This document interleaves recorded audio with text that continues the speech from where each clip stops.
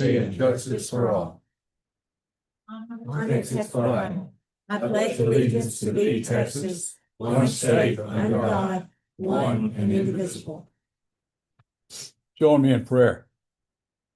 Father God, we come to you in Jesus' holy, precious name. We thank you so much for another day on your earth, and especially in this place. And we ask that you'd continue to protect it and guide it. And that, Father, tonight, in process and product, your will may be done in a manner that brings you honor and glory. In Jesus' name, amen. Thank you. I'll go ahead and call this meeting to order. First item on the agenda are public comments, and I think we have a stack that most of those are related to a topic other than general comment. So I'm gonna wait for Amy to help me with that. Yes, sir. It looks like all of them will have to come through public comments because there's not a public hearing on those items. Okay, so we'll do those now. Yes. Okay. Do you want to hand me the list or you want to read off the name? Please. Okay, so, and just as a reminder, you have 3 minutes. Please state your name and address as you come before the podium. And we'll get you on record and you can have that. So Amy, if you'll go ahead and call the first individual for a public comment. Okay, the first individual is Michael Smith. Crank's down the clock. Got the short straw. Okay, well, I was hoping you guys had seen the proposed fee schedule before now, but I'm gonna tell you, despite what you think, I'm not here to oppose your fee schedule. I'm not here in favor of it. Anytime we see increases, we think those go directly towards a homeowner ultimately, and those are gonna exacerbate our very difficult housing affordability problems we have already. However, the fees you guys are going to look at are very reasonable. They're in line with the other municipalities in the area. And as the Builders Association, we don't oppose those. So I appreciate the hard work Bob and his team have put into these and look forward to the discussion. Name and address. Michael Smith, 407 Downing Street. Thank you, Michael. And just want to, this isn't interaction. It's just your opportunity to come up and speak and state your point. Amy? Yes, sir. The next one to speak is Dominica Garza.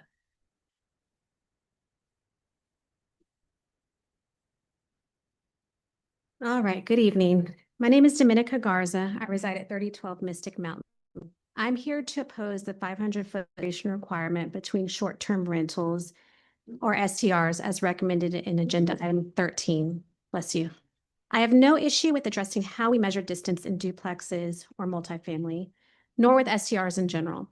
My opposition is specifically to remove the 500-foot separation within the central downtown and uptown zones that was included after much public input. First, this amendment does not solve any problems. We do not have a supply issue. There are over 350 STRs listed on Airbnb and Vrbo, 36 of which are located in central downtown and uptown. The supply is sufficient. We do not have a demand issue. Except for 2 rentals out of compliance, I am unaware of a surplus of denied permits due to this rule. I understand the rationale to promote lodging in these zones, but we already have a plentiful supply. Second, this amendment creates problems. Central downtown and uptown are the heart of our city. How do we attract a hotel downtown when its competition, STRs, are operating abundantly and without limitations? How do we encourage more commercial development when neighborhoods are hollowed out for visitors, displacing residents and reducing commercial opportunities? How can we expect residents to live, work, and play here if we take away housing opportunities in these key zones? These zones need protection. Removing separation contradicts the ordinance's intent and fails to protect residents. Our current ordinance balances STR management and neighborhood protection. What we need is enforcement, not loosening of rules. Residents support the separation to protect their quality of life. STR operators support the separation in order to offer quality lodging without the burden of racing to be the lowest rate. Businesses support the separation to promote a balanced year-round business environment. We can promote tourism while protecting residents and businesses. We can have a vibrant mix of residential, commercial, and STR activity. The current ordinance protects all stakeholders and positions Belton for future growth and investment. For the benefit of all stakeholders, I urge you to maintain the 5-foot separation. I further expanded on these points in the letter that was given to you. I appreciate your time and thank you for your consideration. Thank you. Next is Sean Clancy. My name is Sean Clancy, 210 North Pearl Street in Belton. I own and live at a permitted short-term rental, which is the original Bell County Jail.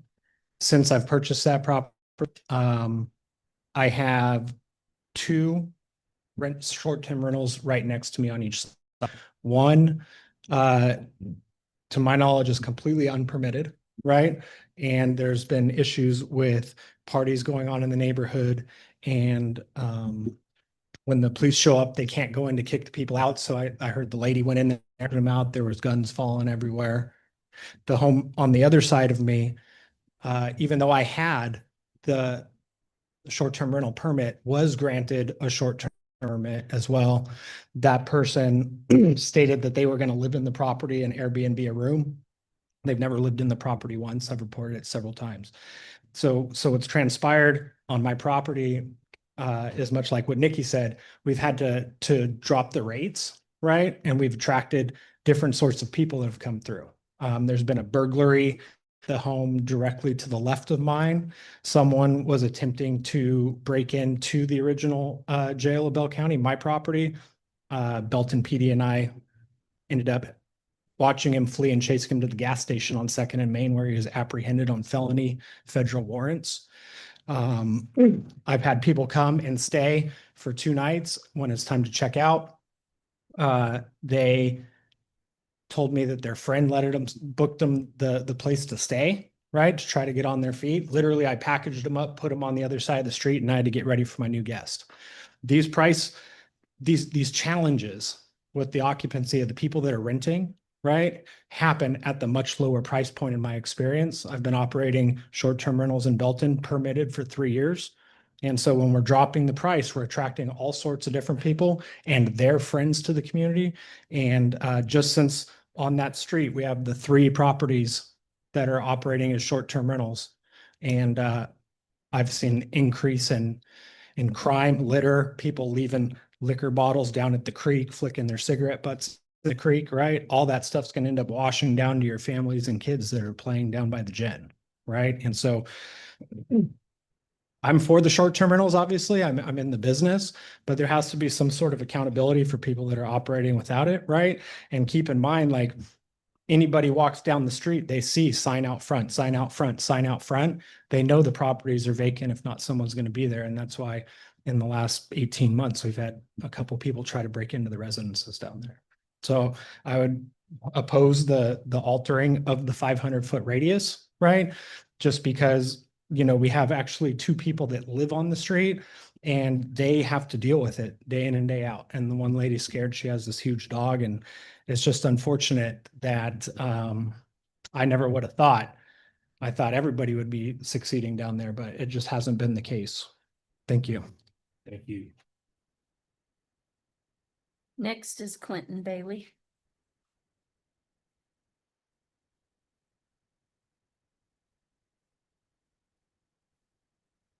Good evening, ladies and gentlemen. Clint Bailey, 445 Bella Rose. So I still make it a point to knock on many doors, talk to our residents at HEB and Walmart, things like that, just to kind of get a better understanding of where we're at as a city. So I just wanted to share some thoughts with you that I have received over the last couple of weeks pertaining to tax rate. Our city council has consistently demonstrated conservative financial management, establishing a firm foundation for our city of Belton. For that, we sincerely thank you. We even have a surplus in our special funds, and we understand that every budget is filled with critical needs, essential items, and desirable projects. We believe that the priority should be to effectively fund a smaller, more efficient government and to keep these critical dollars in the hands of the taxpayers where they belong. The proposed property tax rate increase may seem modest on, but it's a real hit to the households' budgets. Our residents want to remind you that these are not just tax dollars. These are HEB dollars, utility dollars, insurance premium, mortgage rent, Every cent pulled from their pockets is an increase in increased taxes, is money that they can't use to feed their kids, to pay their electric bill, and to cover healthcare rising costs. Additionally, Belton's rate is lower than some of our neighbors, which we're sincerely thankful for. But we must not use this benchmark against ourselves. Ourselves to our neighboring cities with different relations, infrastructures, and spending habits.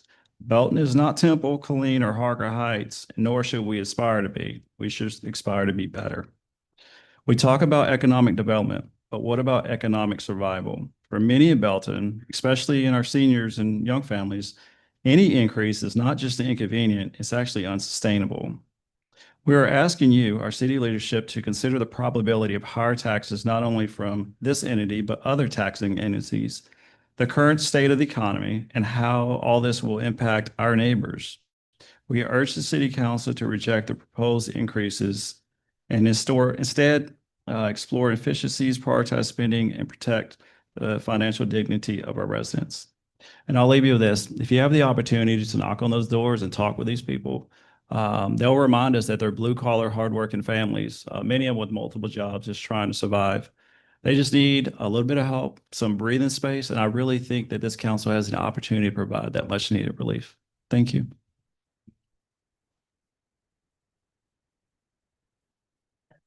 That's it. Thank you, everyone, for your comments and participation. Next on the agenda is the consent agenda. Have items 3 through 7. I'll read through those, and those may be approved of nomination, second, and we'll vote. Consider the minutes of the July 2025 City Council meeting.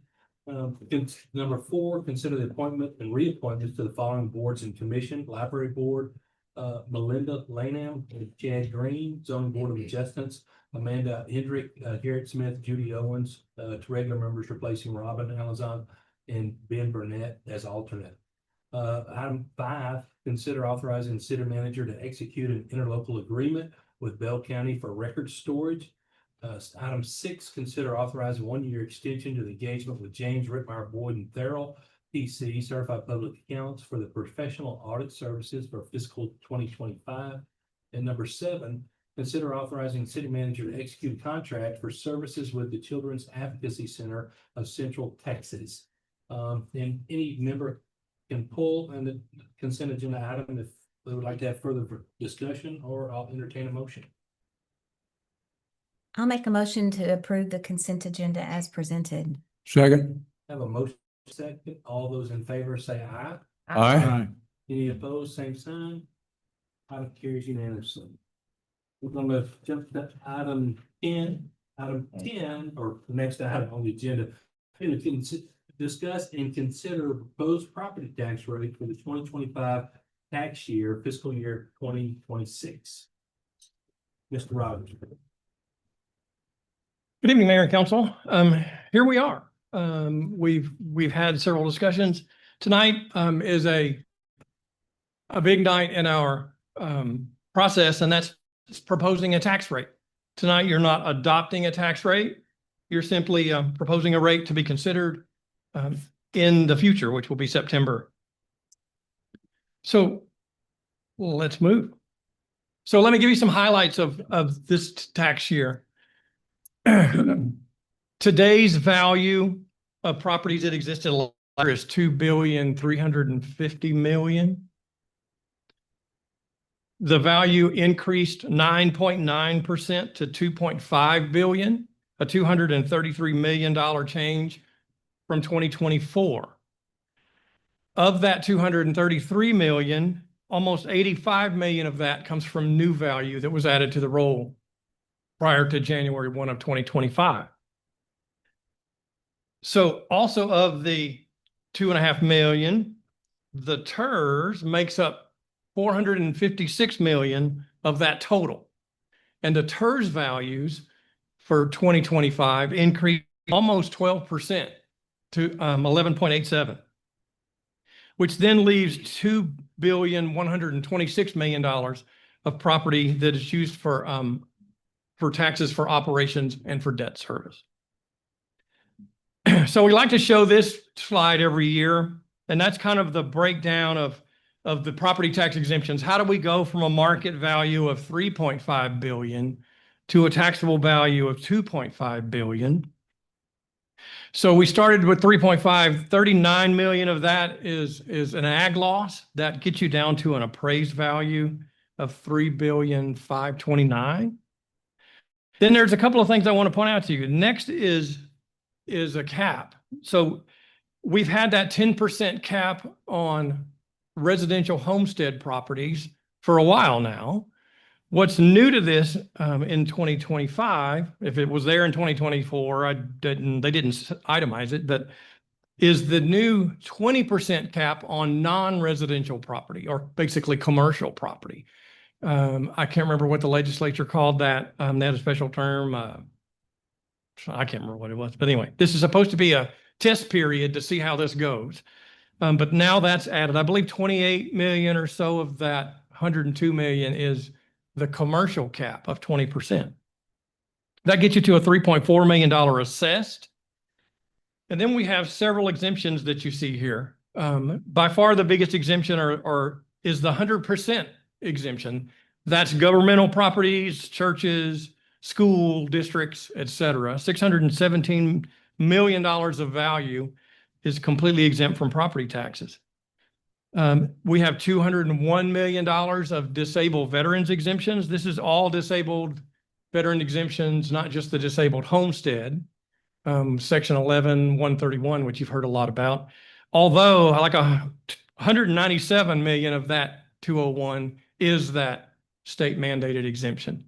What's interesting to note here is that box that says last year it was only $184 million. So this value continues to increase. We have $14 million worth of over 65 exemptions, et cetera, till you get down to 843 million in total exemptions, which is 24.6% of assessed value. So what that tells you is a quarter of the value of the assessed value in this city is exempt from property taxes in some manner. So the 2,583 is taxable value for 2025. So let me walk you through some of things now, and that's the various tax terms.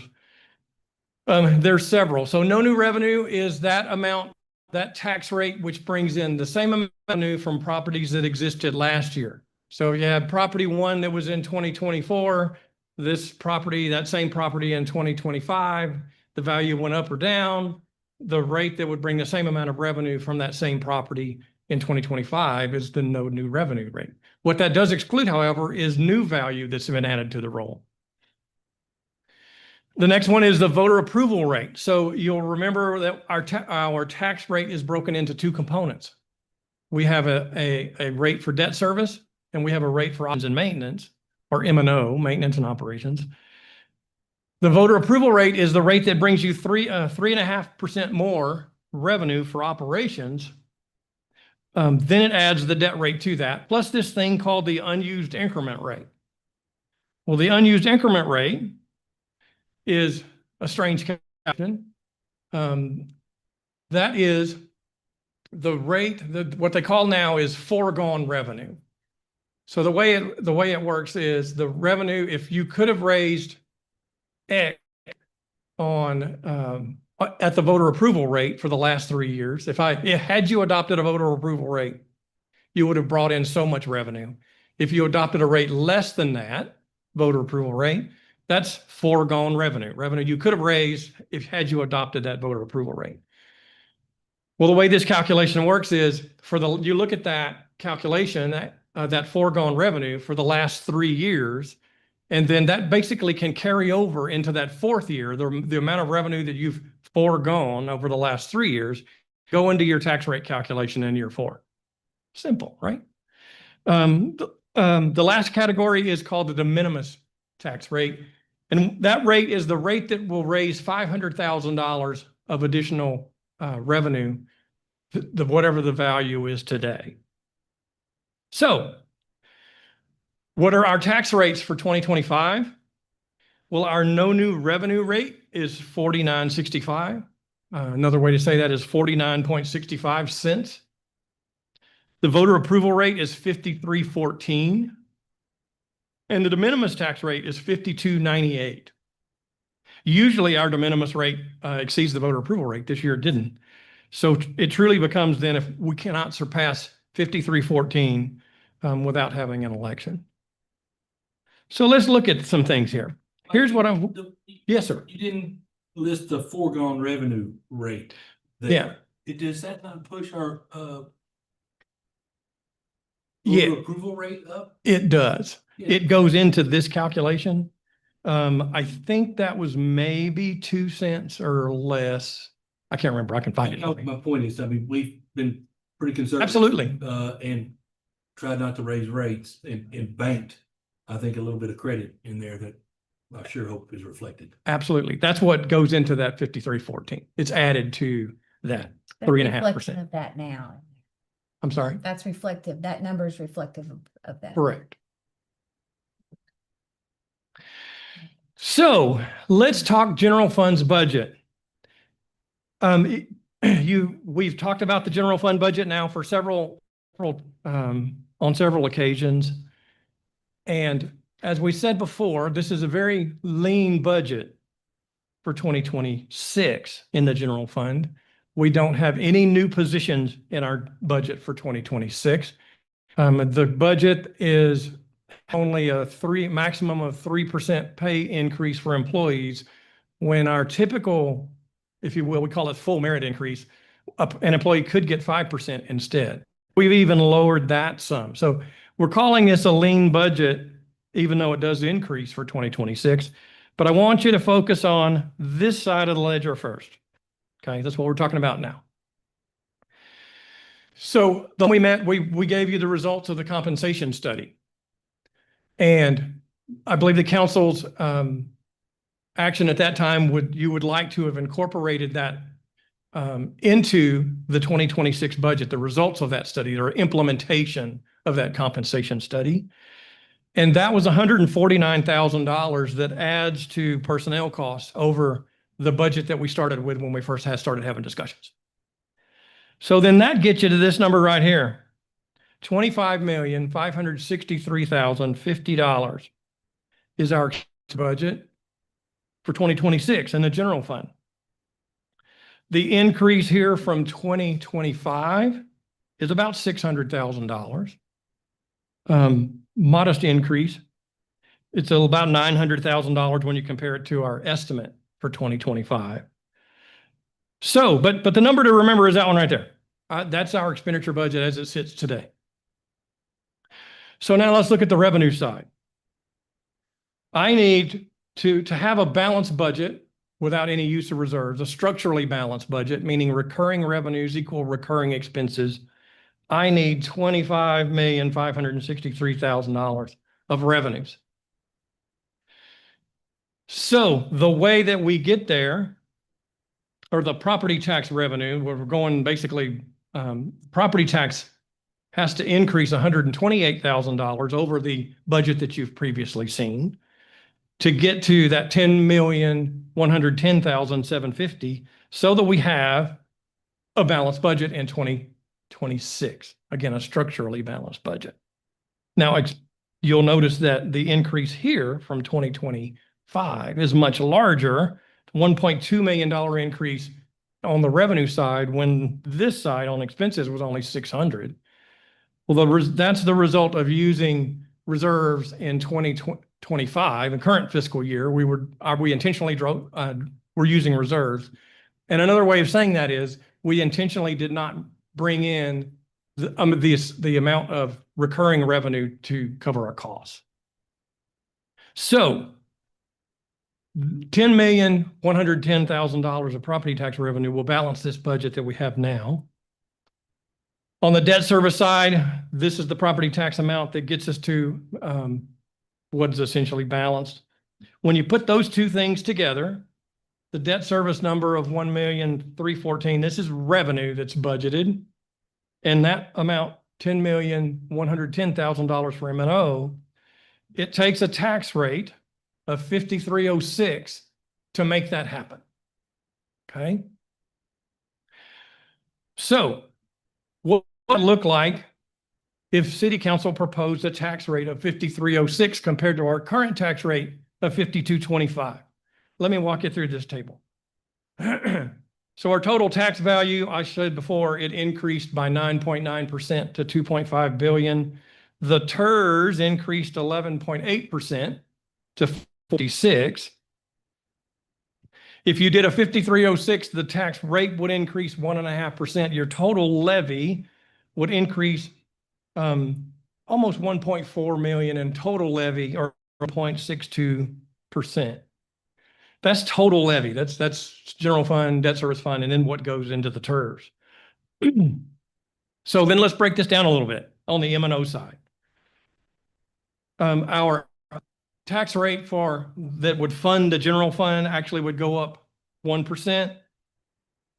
The total levy that goes to the general fund increases 11 to 12.1. But remember that the TERS gets a portion of that, 2.1 million. That revenue goes up 13%. That contribution to the TERS goes up 13%, which really gets down to this net number here. A net increase in revenue in the general funds for O&M of $953,000 to $9,993,000. On the debt service side, the debt rate would go up a bit. Remember, we issued debt in 2025. The debt level increases. There's a TERS payment. The change to the debt service fund is a $175,000 increase if we adopted, or if we proposed 5306. So what does that look like in fund balance? I just to show you this kind of projections and everything. So we started, this is general fund. So we started fiscal year 25 with $8.9 million of reserve, 37.9% of your expenditure budget. I'm expecting to end up using probably close to that $436,000 before the end of the year. You'll see these numbers as we get closer to year end. We could end this year at 8.4 million, or 34% of budgeted expenditures for the 2025. So then if I take that same number. Just to comment on that. Yes, sir. We had noticed that our general fund balance had grown. We didn't want to collect money that we were not spending or utilizing. And so agreement by the council to try to reduce the general fund, keep rates low, the tax rate low. And so we had agreed to spend roughly about 500,000 out of the general fund and reduce that. We also have a policy to have about 30% excess in the general fund to make sure that we have enough bread in the cupboard to make sure that we can pay our bills, so forth. The absolute requirement, I think, by the state is 25%, and we wanted a little bit more of a cushion to be fiscally responsible. That fiscal responsibility also helped us allow us to get a better credit rating when we issued the debt for the water sewer treatment plant. That's 100% correct, sir. Some of what we're doing, some of what we're doing. That's correct. One of the biggest thing that they look at is your reserve balance. All of the rating analysts do. So we might start this year at $8.5 million of reserves. If we did adopt or propose this 5306 and nothing else changes, again, I said we'd have a balanced budget. We'd end with the same amount of reserves, but note that balance falls to 33.1 from 34 because our expenditures are increasing. That means that 30% reserve requirement increases as well. So where we would end up, still 3% over our minimum, about 794. We're going to talk a little bit more fund balance here in a bit. That's at 5306. So what we're going to talk about a little bit then is, what if city council wants to leave the tax rate the same at 5225, okay, instead of 5306? So let me show you some things. We're having this fund balance discussion. So if we assume then 5225, first I kind of want to give you a picture of fund balance. The line you see across there, that is the actual dollar amount of our ending fund balance since 2021. The bars that you see here is our 30% minimum requirement of reserves. And so when I look back here at 2021, at that right there, You can see that we had a surplus, I mean, in excess of 30% of around $800,000. Then as over the next 2 years, we had a really large growth of our reserves up to the point of having over $2 million of surplus reserves. Now, what on earth is your crazy finance director doing for us to increase that much? Well, think about 2023. We had a lot of ARPA money that came to us that we weren't expecting. We utilized a lot of that, almost $1 million of that for personnel costs and implementing a comp study. This is also the time that we were having really, really high growth rates in sales tax revenue. So all the stuff that was kind of unusual was happening during this time frame. Nothing that is, it just was one of those kind of years. So since that time, this minimum balance has continued to grow as our expenditure budget has grown. We added employees during the time after this, to where if we adopted or proposed this 5225, we're back down to a manageable surplus, if you will, over our policy level. Would be lower than we were back in 2021. So as Mayor Pro Tem had mentioned, this is a planned use of reserves, as we call it. We're doing that intentionally, not financial distress or something like that. This is an intended use of reserves over time. But what would a 5225 look like? I'm just going to do the highlights here. Under a 5225, our actual levy increases 9.9%. The general fund then would get less revenue than it would under 5306, right? So it's $781,000 increase to the general fund revenues. Debt service stays the same under any scenario that we do because the debt rate is the debt rate. So now we're going to look at this side of the line. So if we decided to do 5225, our property tax revenue would go down by $172,260. Our total revenues now are $25,390. Compare that to expenditures of $25,563. Remember, I didn't change expenditures in any of that scenario.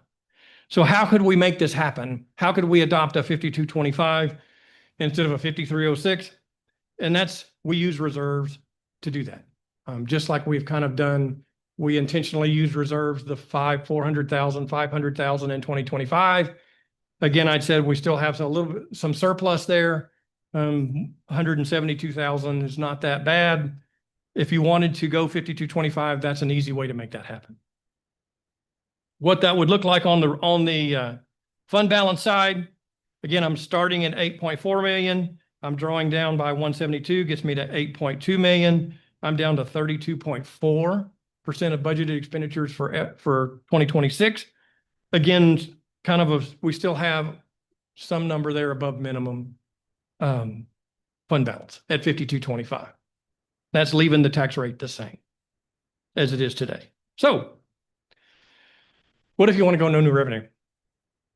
So no new revenue is 4965. This one becomes a little complicated. What does that look like?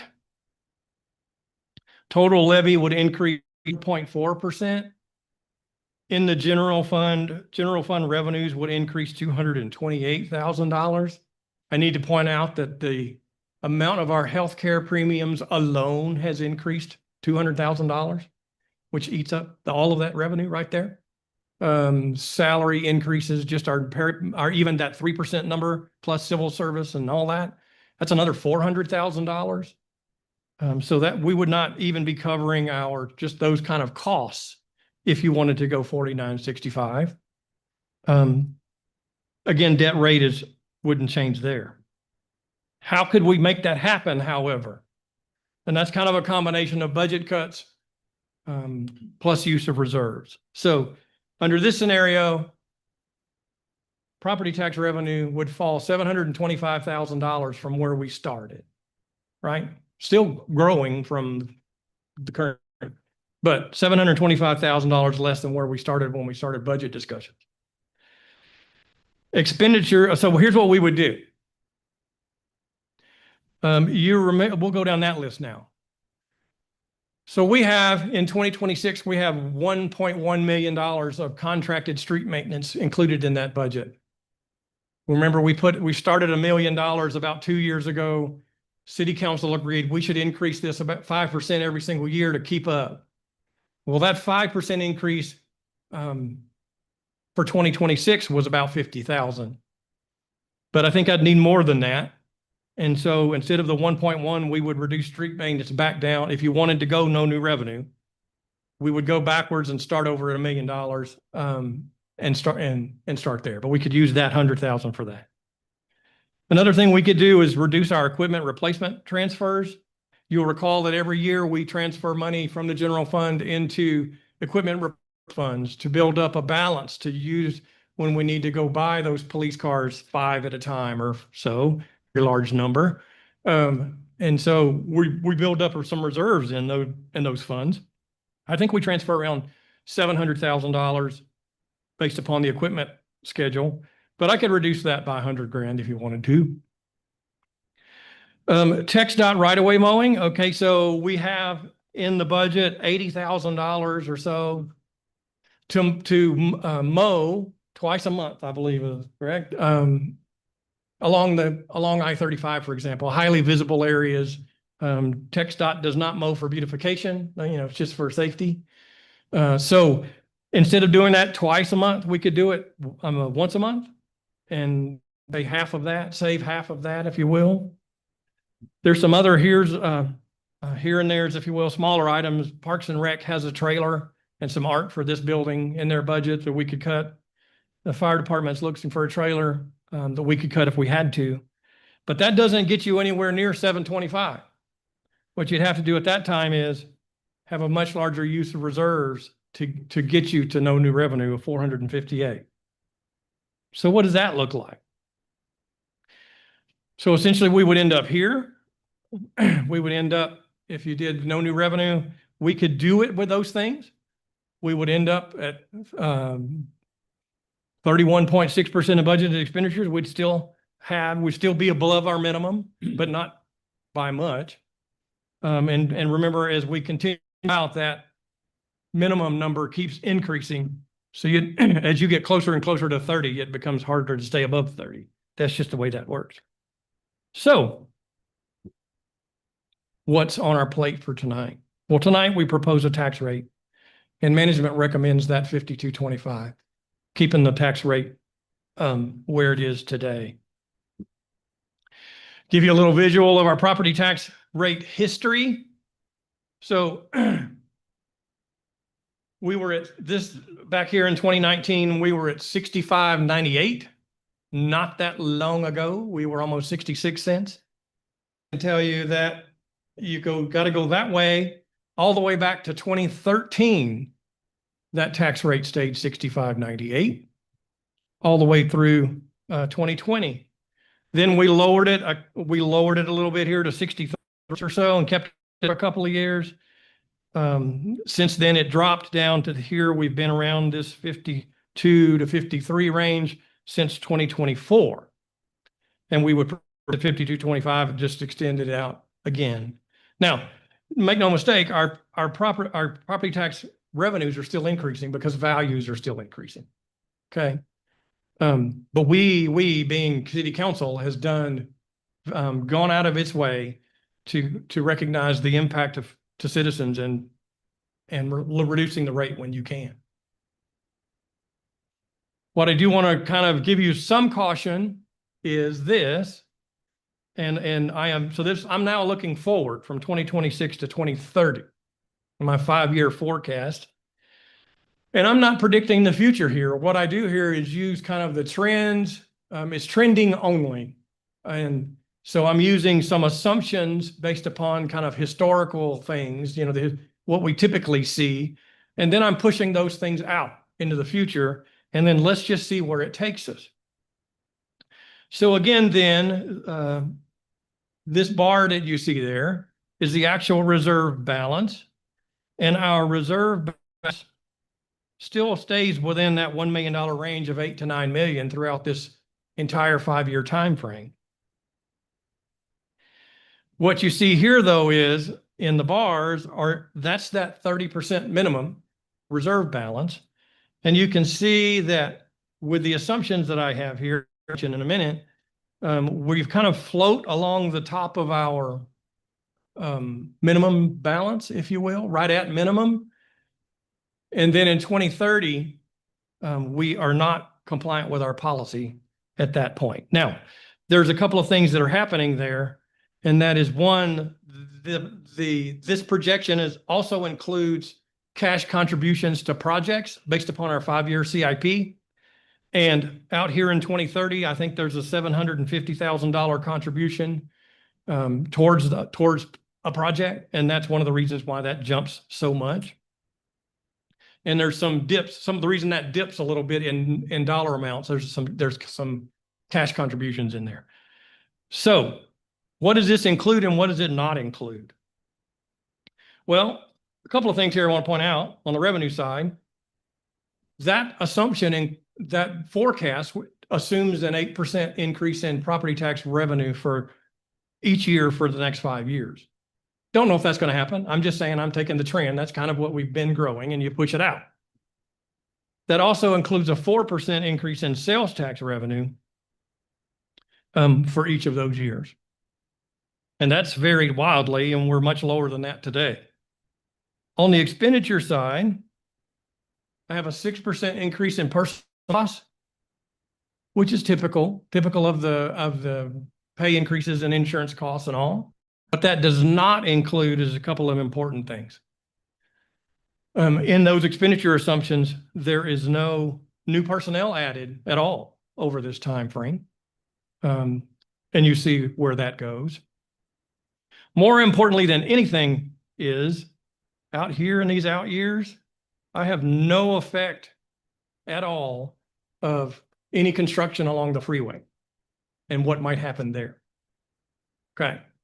So what might happen to revenues when that construction starts along I-35? And we're not far. I mean, this is starting to get into that time lane. So again, this is not predicting the future. I'm just simply taking the assumptions that you see there and push forward and let you know where that is. So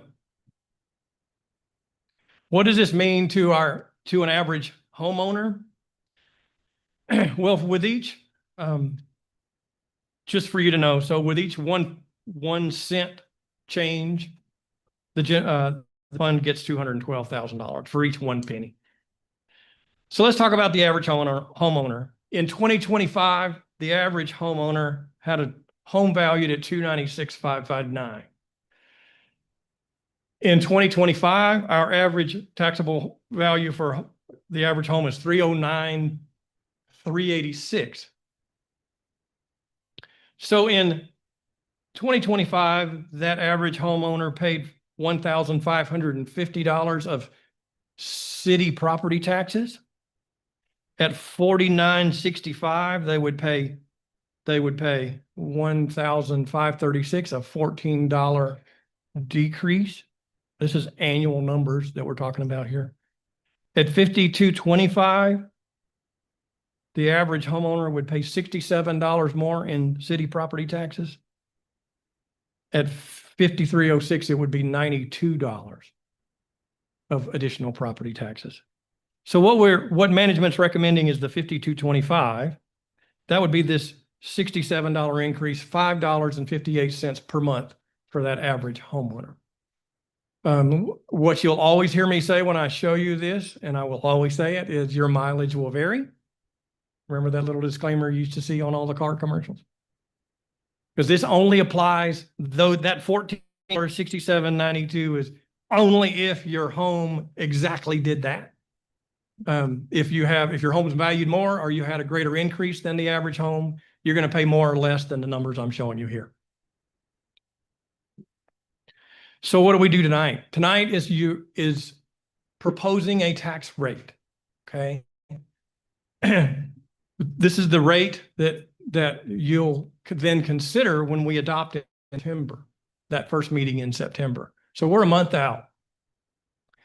What's important is the rate that you propose tonight and then we schedule a public hearing if necessary, you cannot exceed that rate when you adopt later. The reason is because we go through all of these notices and once you say I post that rate, we'd have to go completely back through the postings, and there's simply not enough time to do that. That's the reason why you're limited to that. So we're going to propose a rate. I'm going to put it on the website, and then we're going to publish a notice in the newspaper. On September the 9th, I think is the date, we'll hold a public hearing and adopt the tax rate at that time. Again, so you'll still have some time between tonight and September 9 to consider that rate. What happens? When do we need to have an election? There's a question a lot of people ask. If we're below voter approval, which we will be, no election or petitions required. If you go over voter approval but below de minimis, citizens can petition for an election to lower back. We're not there. No worries there. And if you were above that of voter approval or in a de minimis, elections required, and we're not there either. So we would have a public hearing and then adopt a tax rate in the future. I'm open for any questions, and happy to provide any answers. Thank you, Mike. Discussion? I liked your list that you provided of what you could cut. I think for the next meeting or before then, just via email, I think I'd like a little more exhaustive list of some things that potentially you could cut. I don't know if I like cutting street maintenance whenever we're adding more streets than, you know, what that outlay considers, you know, fixing, and the percentages don't match.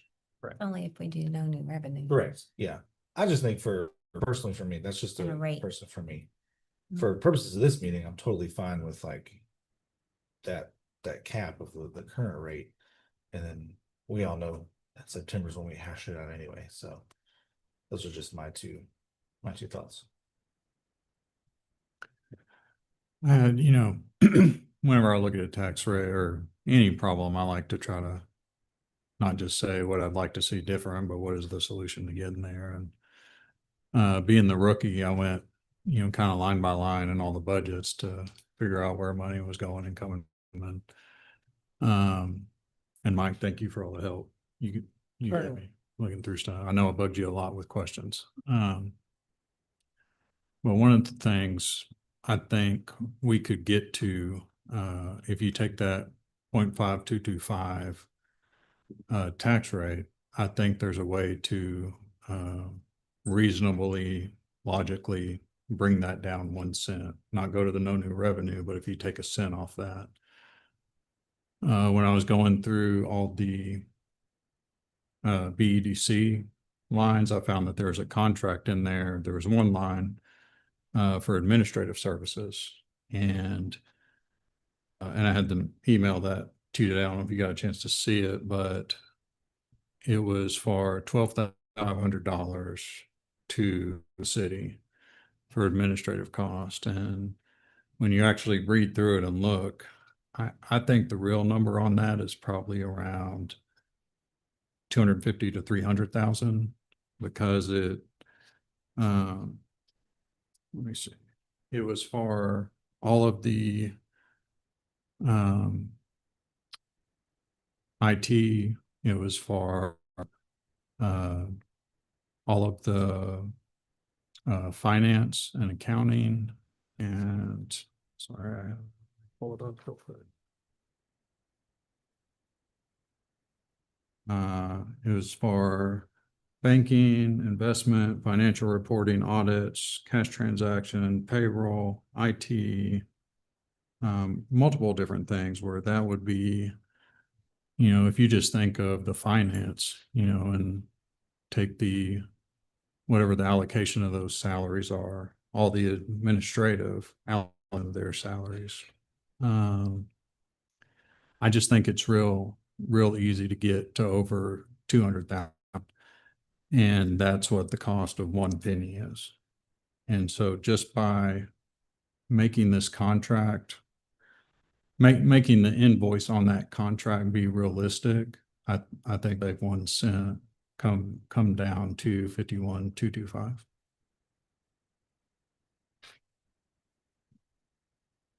Oh, and it's not causing us to, that is with funding everything else that is already in there. So, I think for tonight's purposes, while that's about, not a valid point,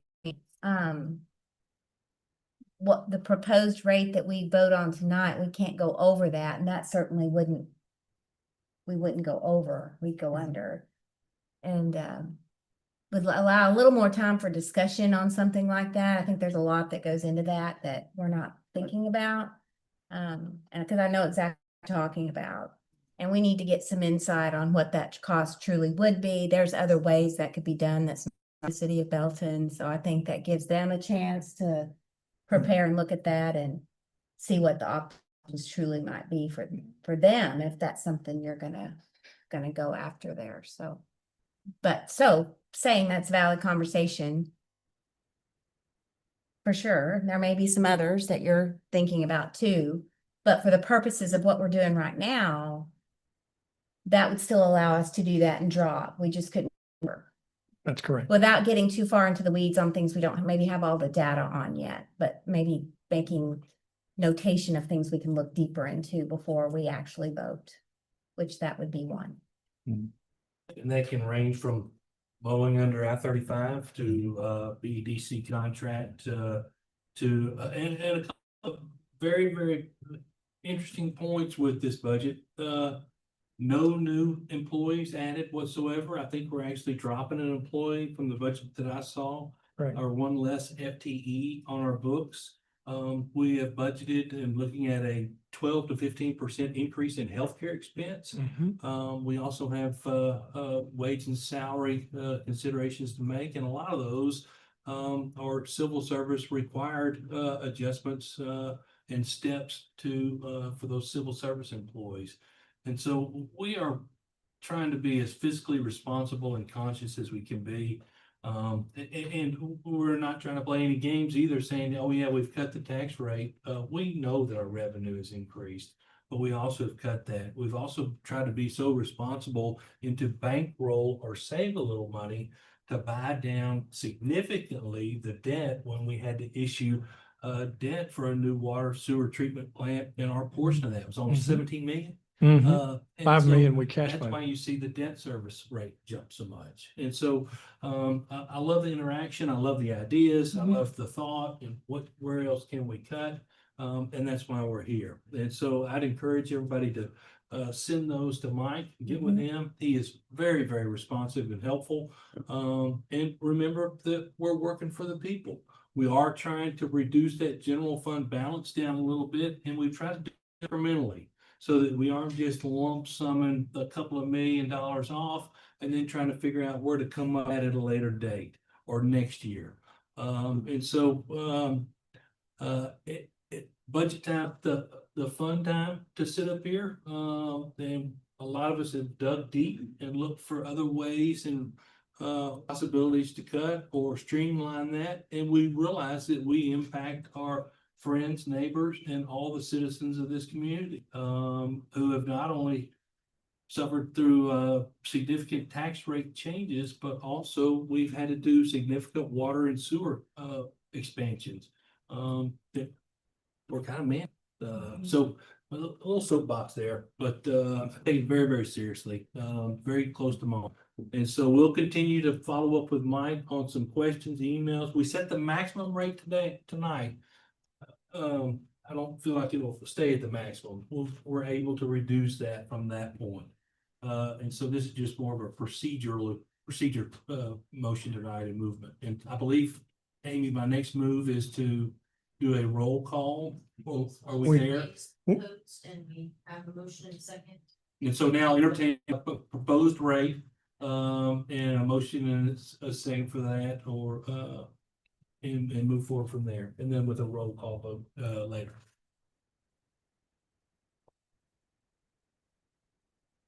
Want to read it? I'll motion we approve the 5225.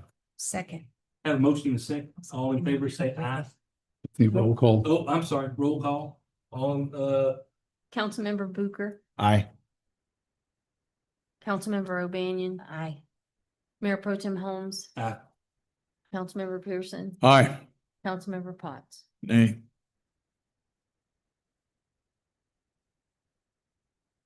Thank you. Then that end item, I don't know if it's not necessarily in this order, is scheduling a public hearing. Yes, sir. The next is call for a public hearing on proposed tax rate for the 2025 tax year, fiscal year 2026. Mike? Because we are exceeding the no new revenue rate, we have to schedule a public hearing.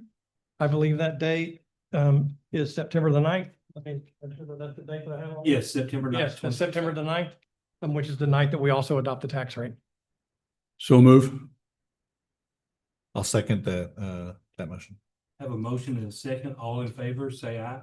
Aye. Anything sign? Motion carries unanimously. Thank you, Mayor and Council, Thank you. Mayor Pro Tem. Yeah. And I'm a little mixed up on our. Go back to 8.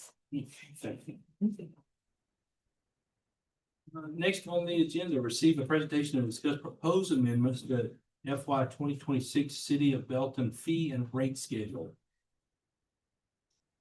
Thank you, Mr. Mayor Pro Tem. That's the other chart, Chris. Yeah.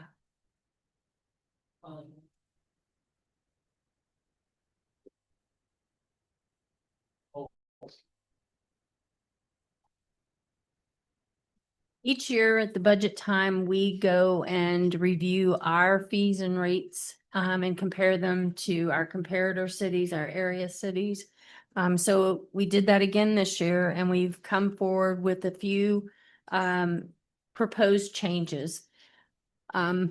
New residential construction permits would increase 2 cents per square foot. New commercial construction would increase 3 cents per square foot, and several of our permit fees would increase from 35 to 50. That puts us at the same, as Mike said earlier in public comments, that puts us at the same as our area cities are. So our rates are not out of the norm. We have included a new rate for permit renewal for non-activity. That would be at 1.5 the original permit fee. That's to encourage builders, developers to get the project moving and finished and not have these large gaps of time where there's no activity on the project at all. And then the sidewalk in lieu of fee, we're currently sitting at $70 per square yard, and the cost of concrete is significantly higher. So we're recommending an increase to 120 per square yard. The demolition by city fees, we are changing the fee to include the actual disposal costs. The way that is written, it almost leads you to believe that you're only charging 20% of the disposal costs. So we've clarified that by just saying the actual disposal cost, the equipment fee. And then the personnel that help with that demolition are $50 an hour, and we just included the 2-hour minimum to match the 2-hour minimum on the equipment. In the municipal court, when we went to court of record recently, following the vote in May of 25, we need to add a fee for someone who wants to appeal their case so that they pay for the cost of the actual transcription of the court proceedings. And then in tapping and meter fees, we're going from a diameter inch with no meter included to just a materials plus 10% plus of equipment and labor. And then the same thing on the meter box replacement fee, the actual cost of the meter box plus the labor cost. And then the meter box lid replacement fee, the actual cost of that meter box lid. And that is it for this year's proposed changes. There's no action other than discussion required tonight. We'll have a public hearing on August 26th. And this will be included in that meeting on September 9th when we adopt the budget. Glad to answer any questions. Any questions? Only question I had, are we using an online scheduling system? The permit holder can schedule online, correct? Correct. I'm fine with increasing the re-inspection fees because we, you able to do it right the first time, more or less. But the rescheduling fee, so we're charging them $50 to reschedule even if we haven't gone out there yet. Is that what that fee is? I'll leave that to Bob. That's a fee that is a charge that if they schedule an inspection, they show up and there's nobody that's ready for the inspection, then we'll charge a fee to go back out there. Well, no, that's the re-inspection fee. There's a reschedule inspection fee. Reschedule that, if somebody showed up. So there were a no-show and they've had to do it again. Oh, okay. Just seems like a duplication. I mean, if you have to go back anyways. Again, no action required. Amy, thank you for that. And I think that square footage fee hadn't been updated in several years. Correct. So I'm glad we're reviewing that on top of it. Yeah. Agenda, next agenda item, presentation of Belton strategic plan for F26 through 2030. And invite public input at the city council on August 6th of 2025. Mr. Listy. Actually, Mayor Pro Tem, can I request a 5-minute recess? Sure, you bet. Thank We'll take a recess. I don't hit the gavel or not. We'll just take, I'm gonna put the clock on. Ah, Timer started. you know what? I did just drink a bottle of water, so. I'm good. Be careful,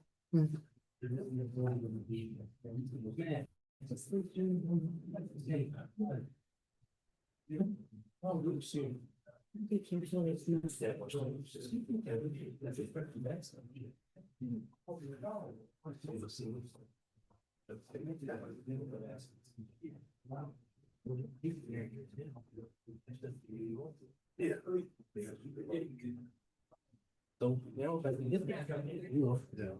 So, you just will, there's a high level right to get to. And some of the stuff is like what's all there. It's much easier to say lower, but actually everything else is going. So, yeah. You're gonna charge the ADC No way. Maybe go somewhere else. Maybe go somewhere else. Yeah. Parking that way, a lot cheaper.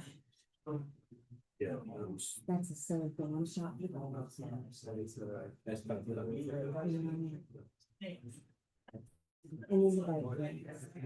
Yeah. You know, the show floor, they go ask people. There's no need to vote. Yeah. We're not involved. Yeah.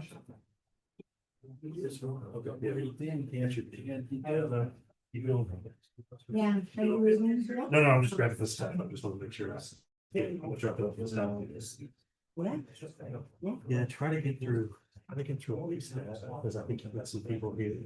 I think it'll be quick. I think you guys are all probably pretty much. And then just table that if you're not feeling it.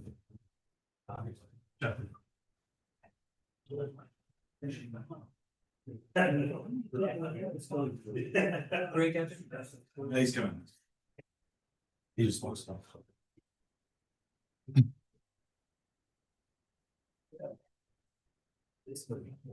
All good? I'm good. It was almost an emergency. Yeah. Hard to think when you.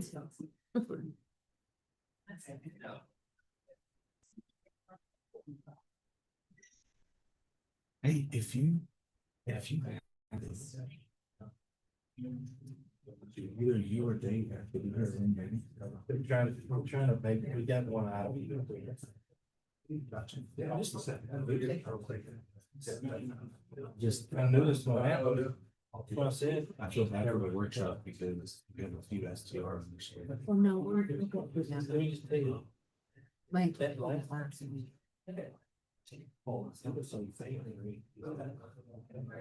So just is that every time? Like. Not gonna stop. Very, it's very. To find my, yes. I've watched a few city council meetings from other cities and they don't want to do that. You know what would be nice though?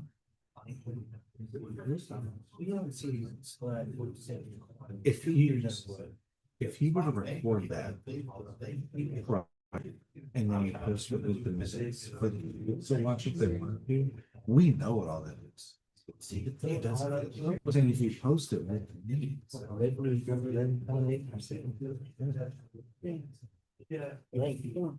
Thank you. You bet. All right, we're gonna go ahead and reconvene with the presentation regarding the strategic plan 2026 and 30. Mr. List. Thanks, Mayor Pro Tem, members of the council. We appreciate the chance to come before you tonight and present the strategic plan for the next 5-year time period. Hillary Shine with SGR has helped us through this process and facilitated the retreat that we had in late May. We've been working on the plan update, trying to reflect the council's input and comments since that time. And we have comments that she wants to make, and then I'll make a very, very brief presentation on the substantial elements in the plan. Hillary? Good evening, Mayor Pro Tem and Council. Good to be with you all again. I just wanted to take a brief minute to recognize the efforts that you've put in up until this point.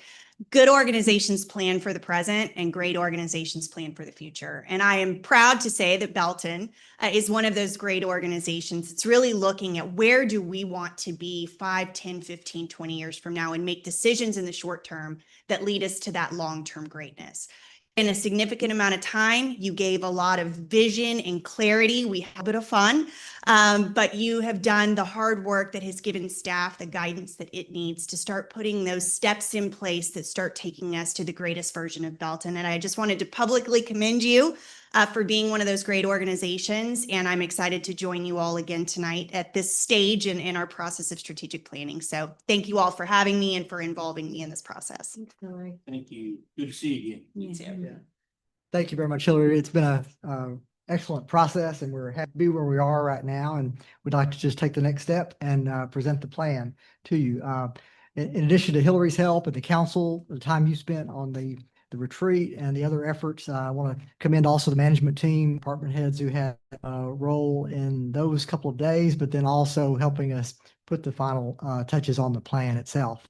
As I mentioned, a lot of appreciations to SGR. We have a 5-year plan now updated following the council retreat.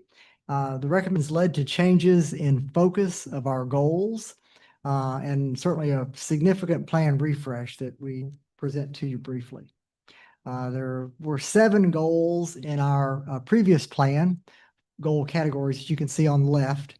And then the proposed pillars of emphasis is what we're calling them going forward. You see a lot of similar names and concepts of things that the council felt were important, and we've certainly carried those forward into the plate that you see. The one that dropped from goal category was service delivery. Council felt that was still a key component, but asked us to incorporate that into the engagement pillar as we move forward. So I'll touch briefly on the major initiatives in each of the 6 categories, basically, so that you can kind of see the emphasis. And I won't spend a lot of time on them, but just so that you'll have a chance to understand the focus. Obviously, the I-35 project and its significance, Mike's already talked about that, and that is a key component you'll see in several components of the strategic plan update. Some other key projects that are on our radar, underway, planned, and proposed, you're familiar with the Loop 121 widening, the next phase 2 of that, 6th Avenue project. FM 93, 317, we spent a lot of time on that, and there's some initiatives associated with that project as well. The spring widening, we hope to get underway early next year and extend that new street over on the east side of the state. Connell, we have right-of-way agent involved in that already at this point in time. And then there's a number of street sidewalk projects as well. Under economic and business development initiatives, key emphasis on Imagine Belton and carrying that forward to its next logical conclusion. An important priority for getting utilities to the BEDC properties that have been acquired. Updating the building codes is coming, and we're working on that right now, and you'll be seeing some activity in that area. Council's made a strong commitment to landscaping, murals, and sidewalks, and those are reflected in the strategic plan as well. We continue to have dialogue about opportunities for public-private facility opportunities, some joint facilities. We've recently acquired Miller Heights. That's a major emphasis, and evaluating that and figuring all that out is important as well. In business and employee recruitment and retention, also associated with the I-35 and I-14 project, are certainly that's going to be important in this next year ahead. And again, these are all initiatives for 26. And again, continuing those under the quality of life initiatives, emphasis on implementing our growth management plan, the future land use map, parks master plan, certainly our historical and cultural resources, and partnerships are a strong priority for the city and in so many of the things we do. Recognizing, as you saw in Mike's presentation, the 25% of the city's property values that are non-taxable really requires us and encourages us to find partnerships wherever we can to maximize what we can do for the community and the citizens. Under infrastructure and public facilities, the wastewater master plan is done, and we're implementing components of that now. We pay very close attention to that as consumption increases and demand increases in those areas. The sewer plant upgrade underway now, and so we're excited about that to be able to meet those planned improvements that are important. The Water Alliance made it through the legislature, and so we will be a partner of that, again, looking at future water resources to make sure we meet the needs of the community for the long term. Our annual street maintenance program, very important, just finished up all those improvements for this year, the $1 million that we spent on that project. Scott got all that done before school started, and so we're excited all that done, and again, have another good year of street maintenance. We believe it's timely for a CCN boundary analysis, and particularly in water, but water and sewer, to look at those things in terms of our growth, our likely growth, where we're really going to grow, and whether our CCN boundaries match that potential for the future. In engagement, recently we presented the National Citizen Survey recommendations to you, and we'll be implementing those over the next year. Strong emphasis by the council in the retreat for citizen education process for boards and volunteers. And so we have an initiative for that one as well.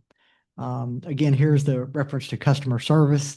We haven't dropped customer service. That's been a strong commitment of the council, and we as a staff feel very, very strongly about that and want to emphasize that, but it is now under the initiative of engagement. A marketing plan, touting our opportunities and assets here in the community is another important one that we'll be working on this year. And development review process, always important to stay on top of that. And then public safety initiatives. With the acquisition of Miller Heights, we want to go through our assessment and phase the occupancy. We're already making a lot of progress on getting that building ready with technology and security and so forth. And so we have some initial occupancy there now, and we'll be continuing to work on that. Fire station location needs assessment was a major topic at the retreat and continues to be an important one going forward. And so that remains a major initiative for 26. Mental health needs awareness came up at the retreat as well. And so we focus an initiative on that one as well because of its important to employees and to our community as well. Cybersecurity needs, community safety, and then making sure it's emergency conditions for all the different key entities, fire department, police department, and public works. Little unusual this year. Typically, with our strategic plan, we have about 25 major goals that we accomplish, or at least identify for the year. Council had a lot of input in terms of the things that were of significance to you, and so there were 41 in this one. Now, that might seem overwhelming. We don't believe it is. We believe they all have significant focus. A lot of them are underway already and have a measured destination for where they're going to be achieved. But would point that out to you that there are a significant number of initiatives, but the staff management team is committed to carry those out as the council suggested. So that was a quick review of 26. The plan also includes years 27 through 30. Those 4 out years, basically. And they provide kind of a snapshot of where we are and where we see the community going over the next 5-year period to get us to 2030. Again, annual update of the strategic plan has been so valuable to us as a management team to see the vision of where we're going. And I just can't tell you how much we appreciate that as a guide for the community and for the community's development. So our next steps.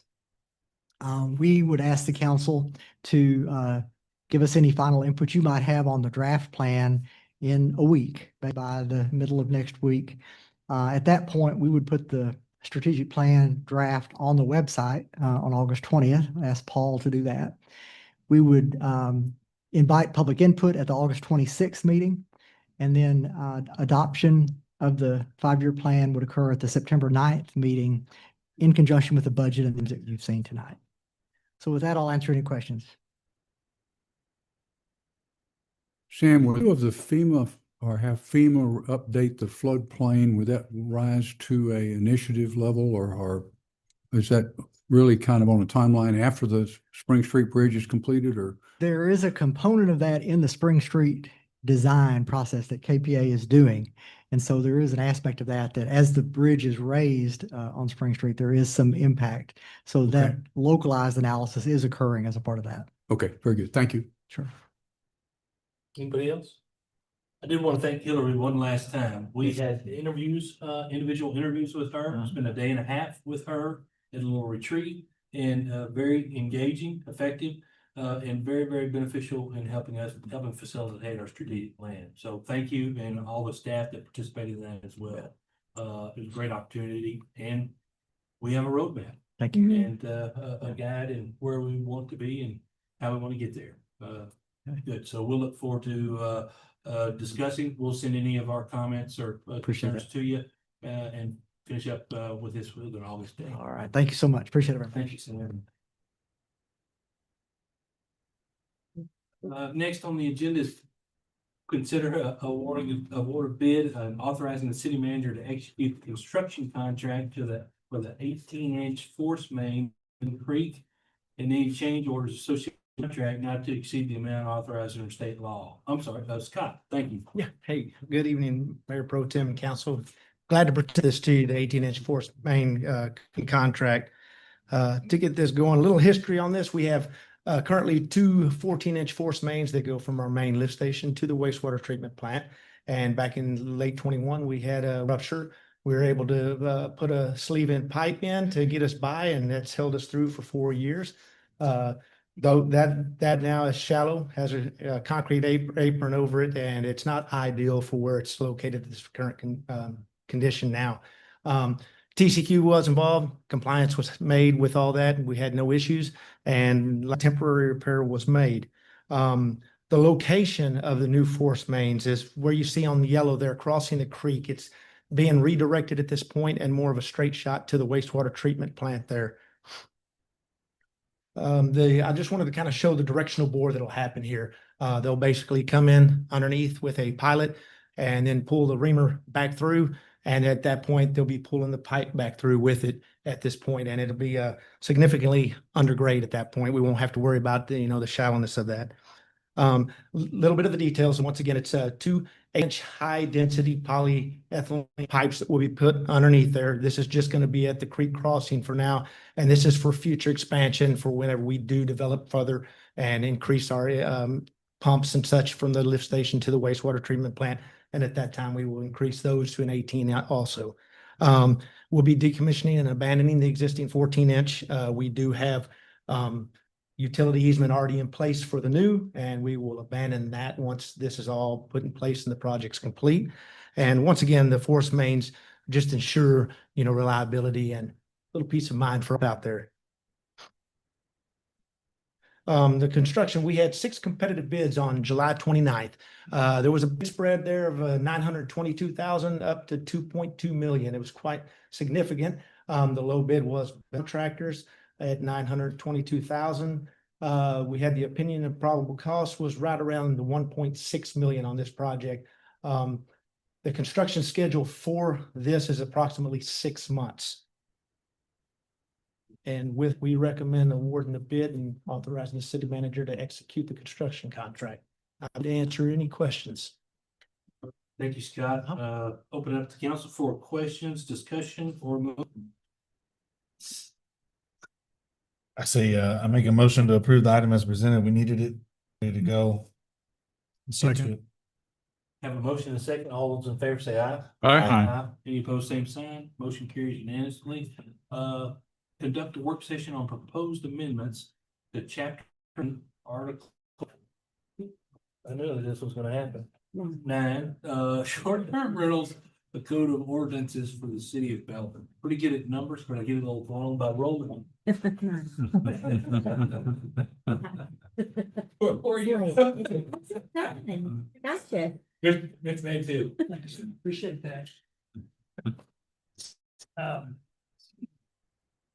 Yes, sir. We want to talk to you about some proposed amendments to the current SDR ordinance. To have a discussion about this, and we can decide after we get through this conversation whether or not we want to move forward through the formal adoption process. So I just want to talk to you about a couple of items that we wanted to recommend. One of which you've heard about a little bit earlier is the remove the separation requirements for SDRs in the central downtown area and the uptown zone. And the second thing about or to consider is how we measure the distance between multifamily units, which are duplexes and apartments and things like that. And I'll tell you why we want to do that. So this is a map, as you're aware, of the Imagine Belton area. The pink, purple kind of colorish there is the uptown area, and then the dark blue is the central downtown area. We did have a challenge, as you heard about, on North Pearl Street with addressing the distance requirements in that area.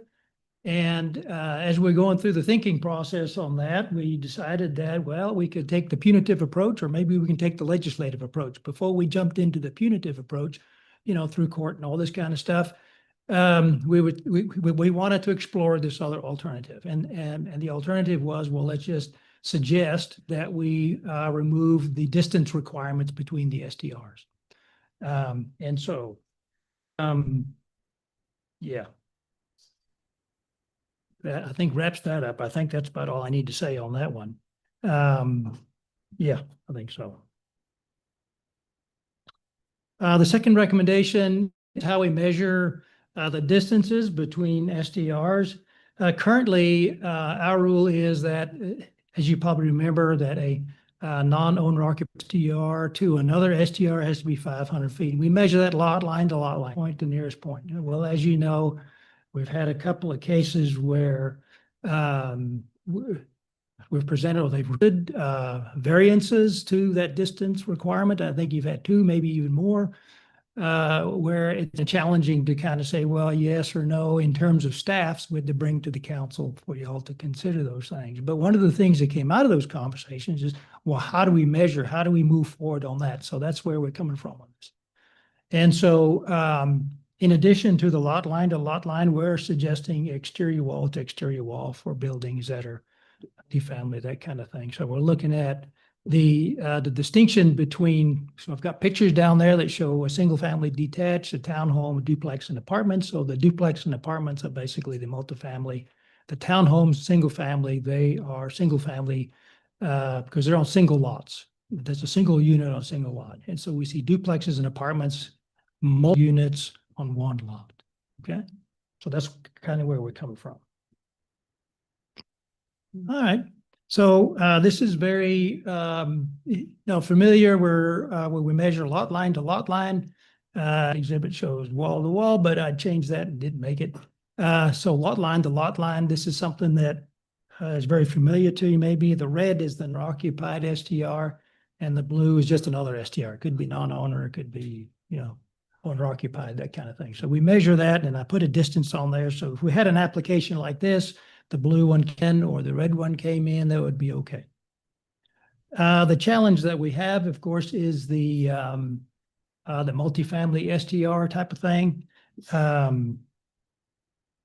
Yeah, let me start there. Can you go back one slide? Just Yeah. real quick, I get a little confused on this. So if the blue box is a duplex and I want to do both sides as an STR? No, sir. I wanted to start with what we do right now. This is all single family detached right Okay. here. So I was hoping. It's wall to wall right now. It is lot line to lot line, lot line to lot Just line. wall to wall. Okay, got it. The exhibit shows wall to wall. I changed that, but it didn't make it into that picture. All right, so here we have what we're talking about basically is exterior wall to exterior wall. For example, this apartment complex, Bell Meadows, it's 500 feet, 560 across, so one STR in that area. If it were a non-owner occupied, of course, you're going to ask me questions about how can somebody sublease and all this kind of stuff. But really, the intent of it is show you how to work. And so a more realistic example might be this, where the red is the non-owner occupied and the blue are the other STRs, let's say. And so you would see, for instance, between the one on Spark Street, those are duplexes. And so you have 3 duplexes in a row. And so the red one is non-owner occupied. And as you may remember from the last case, it was 2 non-owner occupied STRs right next to each other on the same lot. By the same owner. Owned by the same owner, Yeah. that's correct. Yeah. And so in this particular case, we would say, if you agreed with that distance calculation, that the guy next, the unit next door would not be able to be an STR because it's too close. We're still sticking with the 500 feet. Even the one to the south, the 120 feet, which is 3 lots away, would be too close. Okay. And the STR across, let's say there's another STR, which is a single family home. They would want to locate, or if there's one over there, then we'd measure the wall of the unit to the property line. So when we mix the single family and the multifamily, we would measure from interior wall to the nearest lot line.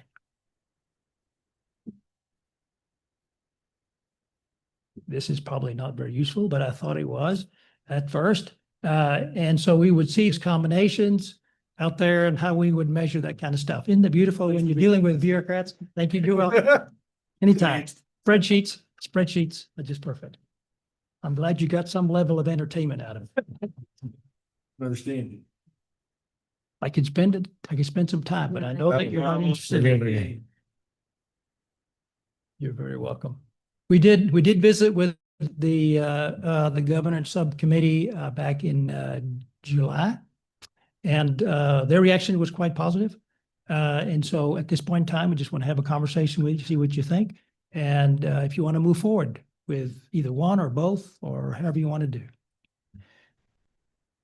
I'd like to start with number 2. I think it's the easier one to.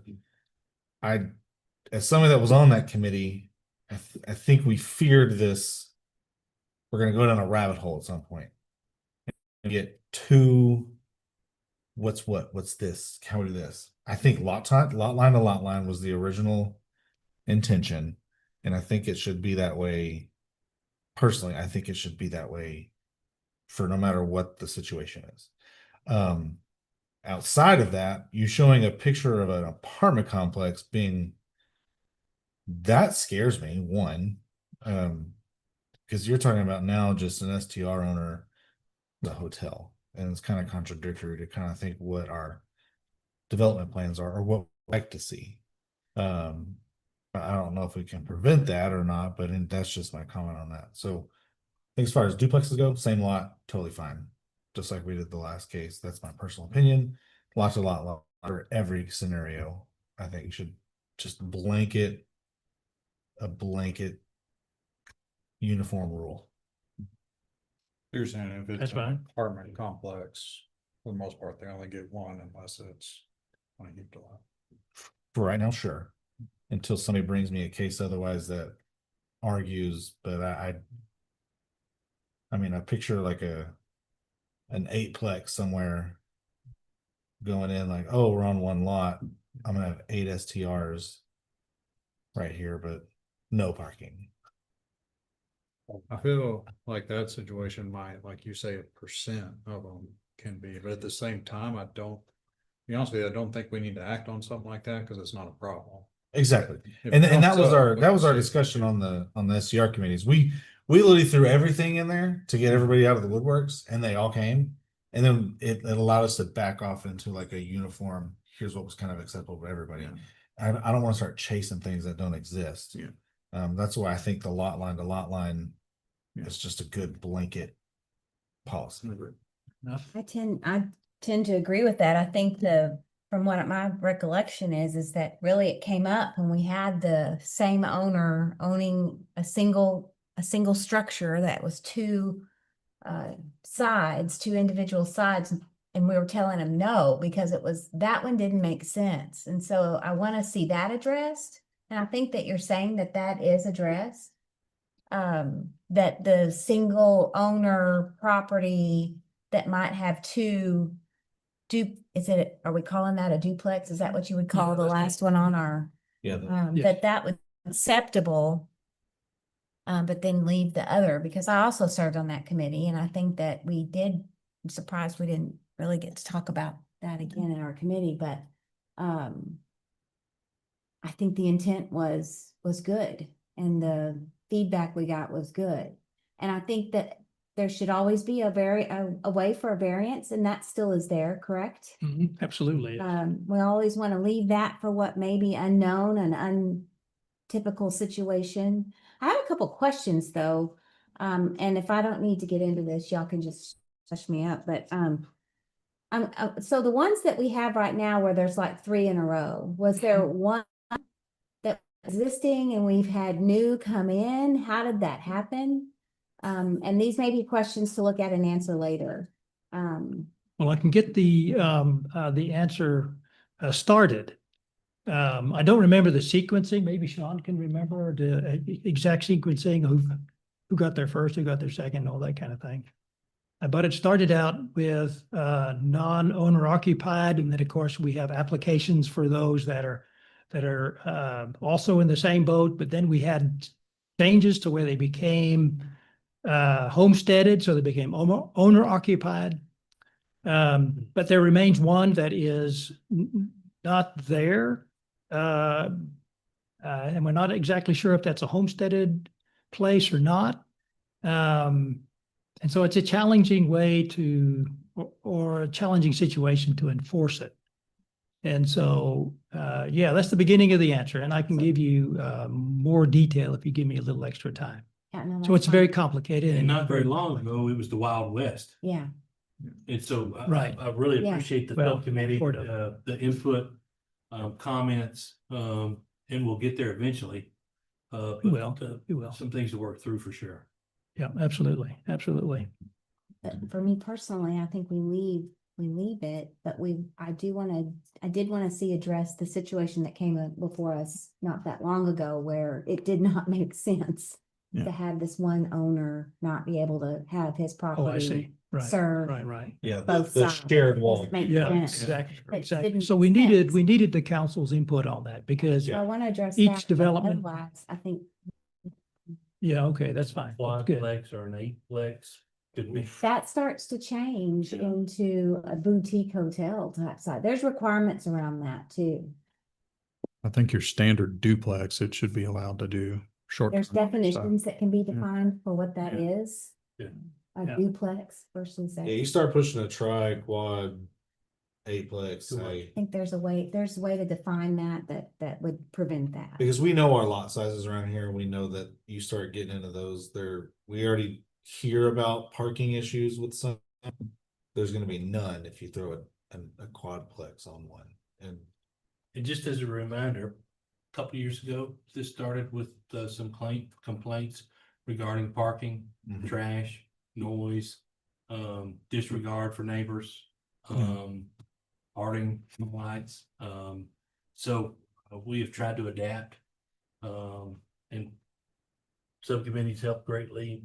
Council's helped. Bob, appreciate it. And we'll welcome. continue to research and amend and establish policy to help rectify this. there was consensus to go lot line to lot line instead of building wall to Yes. building wall. That was one. Yeah. Second was 2 duplexes would be eligible. So if a next door duplex comes in, is it kind of first in? Be first in. Just, and So- I'm pretty sure we made that comment on the Spark Street Right, one. I think it is. Yeah. Where So if the next one came in, and it wouldn't, would not be eligible. correct. Okay. And that brings us, I think, to number one. I don't know Yeah. if everybody's ready for Well, the location. recommendation number one. I want to leave the 500-foot separation in the downtown. I agree. That's just me personally. don't I know if think the everybody's- time to address that is if we start getting, 5 variance requests a month, then we can address, I think, until we start having a lot of variance requests, it's fine as it is. We're in an early incubation stage, and I think Yeah. there's a merit. Yes, property rights is huge, but I think you also have to kind of protect those that are doing it the right way first before you start kind of letting everybody come in and do it. So Yeah. So my follow-up, couple follow-up comments with there is just maybe a little more discussion on enforcement. And then how are we doing on getting everybody registered? Clearly, probably not very good, but we discussed about the challenge of that when we put that in place, but just maybe a revisit on those couple things and what solutions might be. Yep. So let me start giving you some Not that, information. I didn't mean that Mhm. No, necessarily. no. On the registration, but we knew that would be challenging. Yeah. So I know we're probably going to say the same thing. Yeah. We had a sunset provision in the ordinance, and when Right. we came back to you with a sunset provision, we had very, shiny report for you, right? But Yeah. as soon as that happened, we had the North Pearl, and then we also were talking to you about the fact that we were hiring a third-party administrator. Yeah. And that process is undergoing now, and so we're discovering lots of things, and by that I mean lots of STR out there that we're flying under the radar that we have to manage. So we're in that spot. Yeah. We're okay. in that spot. Thank you. yeah, my only other question, I guess, to research would be, does a loft, I think Luke had mentioned this to me today, earlier, another day. Does a loft above a business downtown? I know we have a few buildings that are like that. Yeah. Would that be considered an owner occupied, or would that be a standalone STR? One of the things that we have run across is that issue on how do we define owner occupied? And one of the things we've come down on is that homestead exemption. And that's been very helpful. That's a good default. So Yeah. unless there's a nuance in that thinking or in that strategy that would preclude us from following that rule, then we stick with that. Yeah. Thank you. Thank you. Any other comments, questions? Well, you're welcome. You all doing okay? To work and improve and figure this out. Hey, if we Sure. didn't get the STR committee fired back up. Next agenda, item, conduct a work session on a proposed amendment to section 38 of the zoning ordinance, sign regulations related to pole sign height along I-14, I-35. Mr. Van Tito. Thank you, sir. We got another We're about to group of make- pictures. Gonna do it. You guys doing okay? Yes, sir. Hmm? No, Okay. your stage, Bob. I don't want to overstay my welcome. No. No. All right, we're talking about pole signs, high profile monument signs and things like that. So I'm going to show you a couple of pictures or a few pictures about, some of the things that we see along our highways, and we're dealing only with the interstates, only with the interstate. We're not dealing with Loop 121 or Main Street or anything like that. We're just dealing with the interstates. That's where we've had the challenges. That's where I think we've experienced some of the requests for variances and things like that. And you all are familiar with all that. So we're going to show you some pictures about some of the examples that we have. And we've labeled them so that you can tell where they are, although you can probably tell what they are anyway. And so here we have McDonald's, 75 feet tall. And the reason we're doing this is because there's a context in which you'll see it here in a second. Okay. As you know, these pictures, you've driven up and down this highway probably in many, many years. And so we just want you to show this stuff. And yeah. There we go. You all recognize that. Beautiful Google images. What I'm going to say on some of these is that the elevations of the main lanes and the property lanes, we can tell you those distances, but we'll save that for another time when you're maybe not at the end of the meeting, that we can talk about, the way that we measure the elevations in relationship to mean sea level and things like that. All right, nothing unusual here. Here's the big guy at the end of town there, who has gotten the Golden Award for the top in the area. In Salado, yes, sir, not downtown.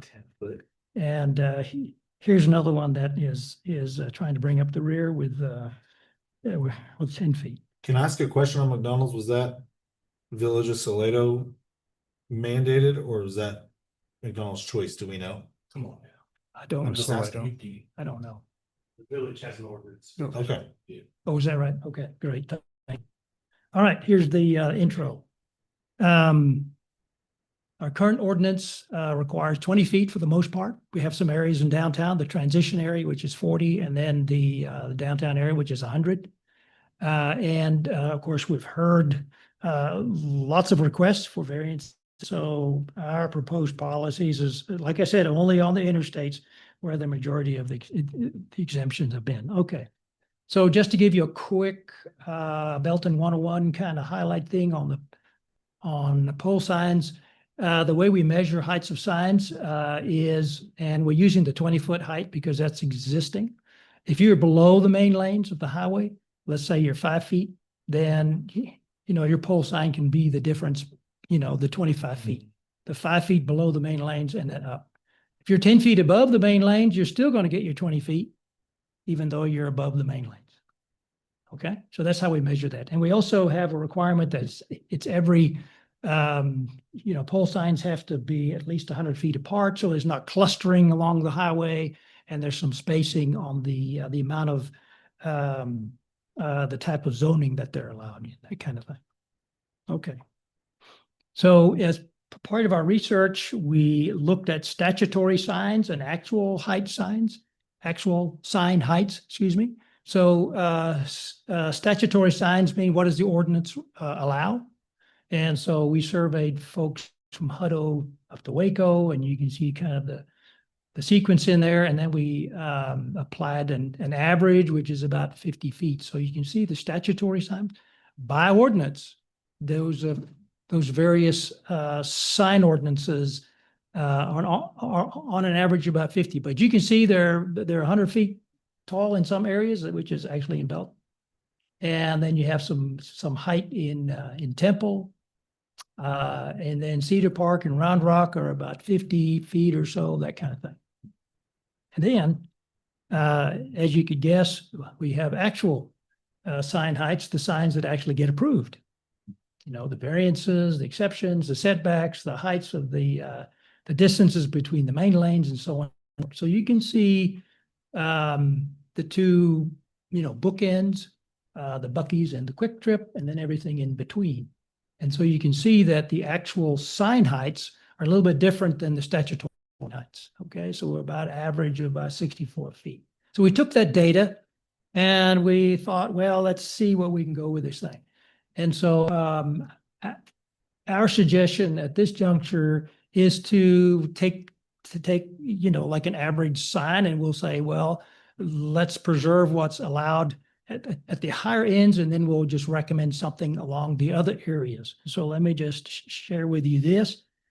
This is in the downtown area. So as you can see, on the north side of 35, we see the preserved 100 feet and 40 from the Imagine Belton areas. Do you see that? And then we're suggesting that you allow 100 feet on the south side of 35 from the Temple city limits down to 121, and then on the west side of a 35 up to 100. And that's basically predicated on elevations and things like that. Not everything is that far down, but it's pretty close. And so what we also suggest is that when we head out west on I-14, we just limit it to 50 feet on either side. We're going from 20 to 50. And then when we're going south on 35, the same thing. So in essence, we're suggesting that it's 100 feet in the downtown area and then 50 feet outside, beyond the interchange and south of Loop 121. So that's where we want to begin the conversation. And so we did also have a conversation with the governor's subcommittee in July. Generally, happy with the approach. And if you guys want to move forward, depending on what you want to do, then we could set it up for planning and zoning because it's an amendment to the zoning ordinance and then wrap it up in September. And that's a suggested schedule. It just depends on where you want to go with this thing. So that's our recommendation. And we can talk about the particulars. We're always very grateful for your thinking process. So if you have any questions, please let me know. Questions, comments? I was curious why the, on I-35, the 100 to the 50, why would you not have it the same? What's the justification for changing? It's not primarily, but it has something to do with the conditions along that area. And we thought that the 121 would be a good breaking point.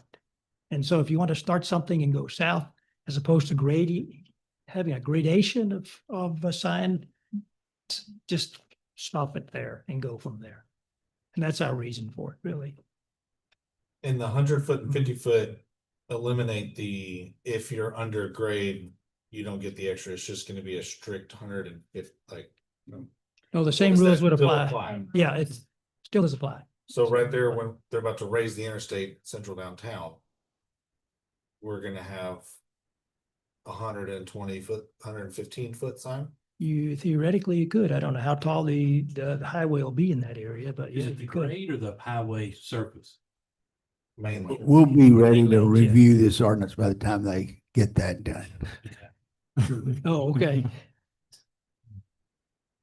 Maybe so. The Luke's question, it's all based on elevations. Obviously, Nolan Creek is low, so we have a lot of complaints with commercial properties. If you go down through a low, you come into the playground, you can see the sign. So that's where that came. Now, there are two components. We took a fairly objective approach, based on sign surveys and things like that. But we also fully recognize that there's a perspective to this, right? What do you want to see? What do you think is too tall? What do you think is too short? What do you think looks good? And so that's kind of the other aspect. We did not, the way we tackled that issue was just to suggest something to begin with. And so we'll tackle digital and size and video reader board and those add-ons at a later date. Well, we're just dealing with the size, the height of the sign. We're not dealing with the face sign. The face of the sign. So we're just leaving that alone. I guess y'all need a number or we say. No action required, just a workshop. Yeah. So if you need feedback for us. My feedback is just, I feel like I-35, I want as many people to get off of I-35 and go to Belton as we can, and signage affects that. So, but it also needs to look nice, and the aesthetics is a big part of it. And I know we talked a lot for a while about the downtown area with the scenic city stuff, but I just see I-35 and I-14 as totally different areas, and we want to do what we can to get people to get off I-35 and shop at our businesses. So Don't forget, you'll need to exit Pepper Creek for the expo. Okay. So signs to the moon. Will Temple let us put a 100-foot pole sign? Well, not to go too far into that, but I do think that that's a really good point, that we don't know what's really the landscape's gonna look at on I-35 through Belton. Just something that's consistent and aesthetically pleasing, but consistent with what you would expect on I-35. And input from the businesses is always good. Some of those need to not probably put up a sign. I think on the south side is probably okay because the. And I-14 is way, I-14 is way. Yeah, so I think you're gonna gain. So I appreciate the opportunity to think about it. Okay. Good. Thank you, everybody, for your input, your time, and especially attending the workshop earlier this afternoon. I'm gonna drop the gavel and adjourn this meeting. Well done, Mayor Pro Tem. Good job, John. You did it. Did it. All did it.